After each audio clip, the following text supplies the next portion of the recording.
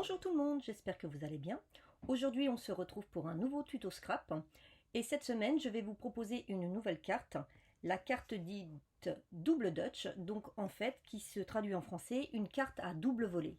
Alors pourquoi on l'appelle comme ça? Tout simplement parce que quand on l'ouvre, ici on a deux petits volets qui viennent s'ouvrir.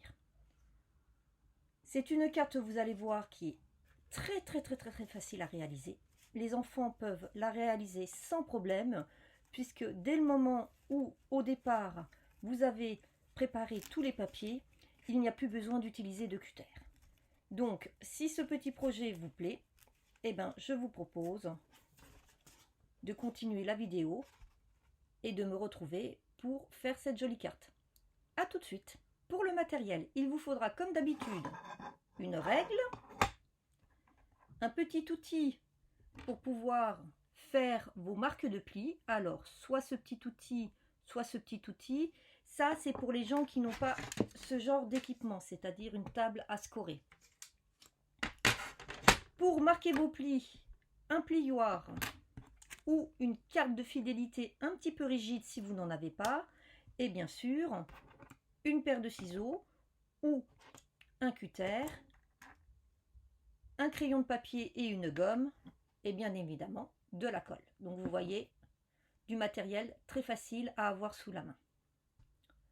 Pour la réalisation de cette carte, vous aurez besoin d'un morceau de cardstock un petit peu épais mais pas forcément très épais. 150 mg de grammage est suffisant, donc de 26 cm sur 20 cm. Il vous faudra aussi deux morceaux de papier de 14,5 cm sur 9,5 cm. Ces papiers vont venir décorer cette partie ici et cette partie ici. Donc au niveau du choix de votre papier, vous choisissez si vous voulez mettre du papier imprimé ou du papier neutre. Ensuite, il vous faudra deux morceaux de 9,5 sur 10,5. C'est ceux qui vont venir décorer cette partie. Idem, là vous choisissez au niveau de vos papiers si vous souhaitez de l'imprimé ou du neutre. 4 morceaux de 5,5 cm, 5,5 cm sur 4,5, c'est les morceaux qui vont venir recouvrir la partie interne et externe de votre volet. Pour ma part, pour cette carte, j'ai décidé de faire un double matage. Ça veut dire que pour cette partie, je vais en fait mettre deux papiers l'un sur l'autre. Je vais le faire pour cette partie ici, les doubles volets et cette partie ici. Donc de ce fait, pour réaliser ce double matage, j'aurai besoin d'un morceau de 14 cm sur 9 cm. C'est celui qui va venir ici. Pour la partie de devant, il me faut un morceau de 9 cm sur 10 cm. Et pour les 4 volets, il me faut 4 morceaux de 4 cm sur 5 cm. En fait, quand vous matez, vous retirez toujours un demi-centimètre au niveau de votre longueur et de votre largeur par rapport à la surface sur laquelle vous allez coller. Voilà. La première étape pour réaliser notre structure va consister à faire nos repères pour nos marques de plis. Donc, vous allez prendre votre morceau de 26 cm sur 20 cm et vous allez faire vos repères dans la largeur de 20 cm. Vous allez faire un repère à 5 cm et à 15 cm. Vous allez le faire en haut et en bas. Donc, pour ceux qui utilisent par exemple le petit pic à brochette, vous prenez votre crayon de papier et vous faites un petit point de repère. 5 cm, 15 cm. Ensuite, vous prenez soit cet outil, soit votre pic à brochette et vous allez venir relier ces repères.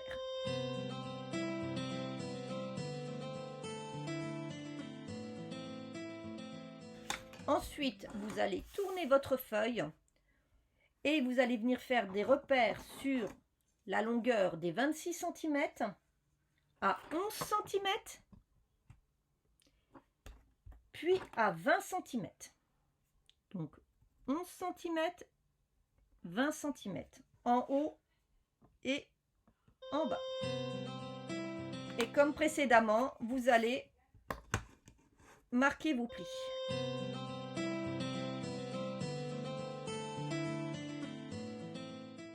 Vous obtenez donc un quadrillage avec 3 colonnes et 3 lignes, avec donc des rectangles qui font des dimensions différentes. La prochaine étape va consister à retirer une partie de ces rectangles de manière à obtenir une forme de T. Donc, je vais vous indiquer en fait quels sont les rectangles qu'il va falloir retirer. Sur la longueur des 26 cm, vous allez retirer en haut et en bas sur les lignes les deux plus grands rectangles. Donc vous allez venir retirer celui-ci et celui-ci. En fait, vous allez garder sur les côtés que les plus petits rectangles, c'est ceux qui vont venir en fait faire nos volets. Donc pour ce faire, deux solutions. Soit vous prenez une paire de ciseaux et vous coupez, soit vous le faites au cutter. Moi, je suis pas très douée avec les ciseaux, donc je préfère le faire au cutter.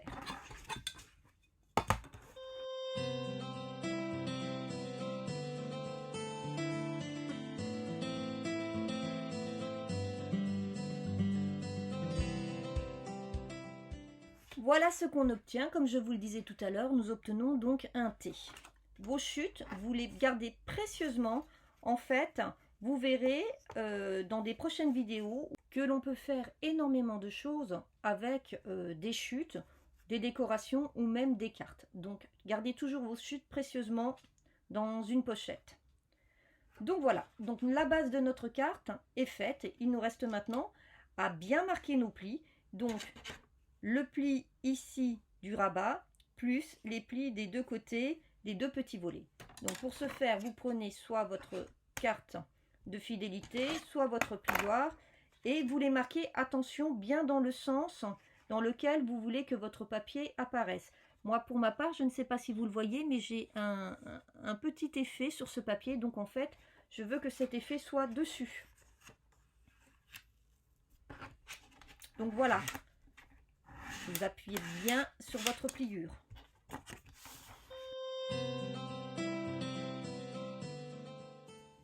Et voilà, la base est terminée. Maintenant, il ne nous reste plus qu'à la décorer. Alors, pour ce faire, nous allons commencer par décorer l'intérieur. Donc, ici, j'ai décidé que j'allais mettre du papier uniquement uni, parce que je veux écrire mon texte ici à l'intérieur de la carte. Et puis comme pour le moment, je ne sais pas pour quelle occasion je vais utiliser cette carte, est-ce que ce sera pour un anniversaire, un remerciement ou une autre occasion, je vais garder cet espace aussi uni pour pouvoir mettre plus tard mon petit sentiment. Donc de bon anniversaire ou merci, bon rétablissement, enfin voilà. Donc, vous allez donc avoir besoin là d'un premier rectangle de 9,5 sur 10,5 et d'un des rectangles de 9,5 sur 14,5 que vous allons donc venir coller à l'intérieur.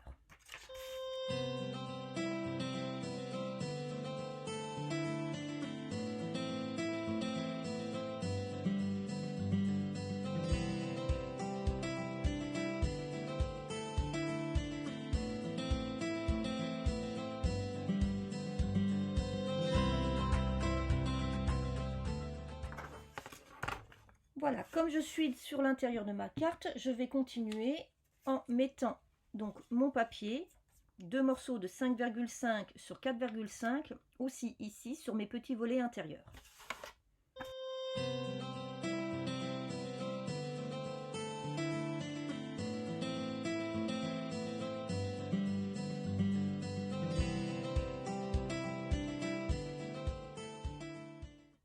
Maintenant que mon intérieur est fait, je vais m'attaquer à mon extérieur.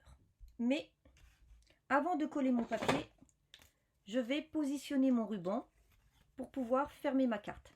Alors, vous n'êtes pas obligé de mettre un ruban, mais ça donne une jolie finition et ça permet en fait que la carte reste bien positionnée.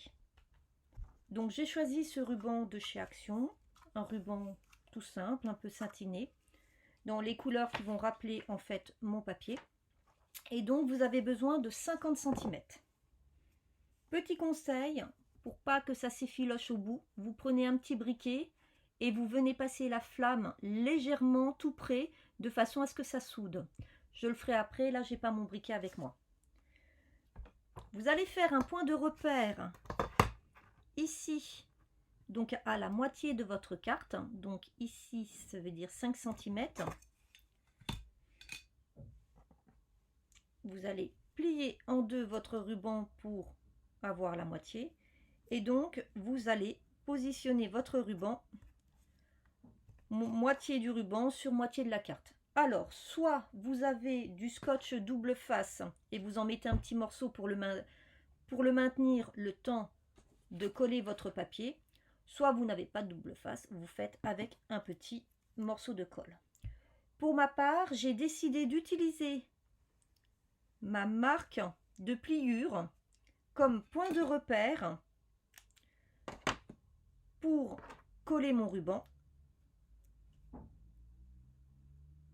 De cette manière, il sera bien aligné. Voilà. Maintenant, il ne me reste plus qu'à mettre mon papier par-dessus pour maintenir totalement mon ruban.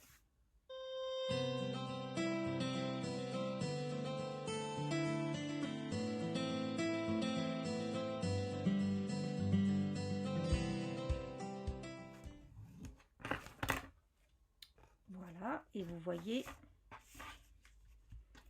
si on ferme, mon ruban va bien venir. Je continue de coller mon papier à l'extérieur, donc je prends mon dernier morceau de 10,5 sur 9,5 ainsi que mes deux petits morceaux de 4,5 sur 5,5.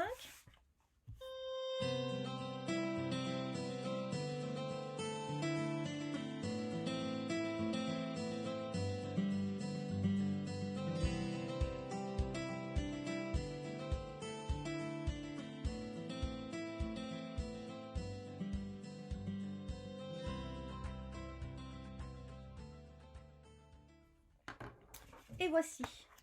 Donc là, j'ai collé tous mes morceaux. Et maintenant, je vais procéder donc à la première phase de ma décoration en collant par-dessus mon papier imprimé. Donc ici, je vais mettre celui-ci.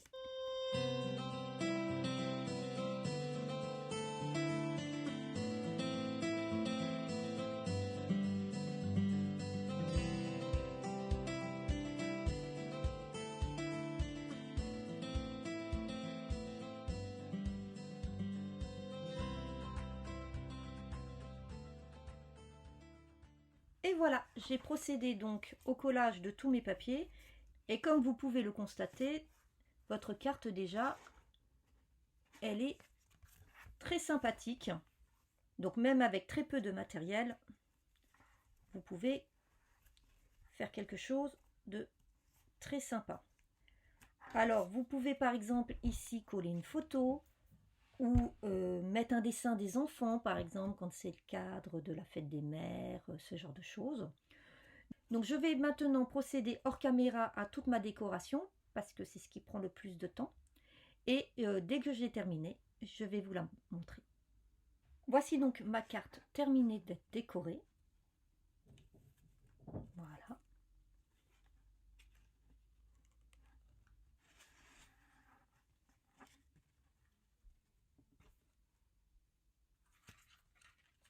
Alors pour la décoration, par rapport à celle-ci, pour celle-ci, j'avais utilisé ma machine de découpe. Sauf que tout le monde n'est pas équipé, c'est pourquoi sur ce modèle, j'ai préféré prendre que des petites choses à coller. Et donc j'ai utilisé ces fleurs et ce petit coffret qui viennent de chez Action.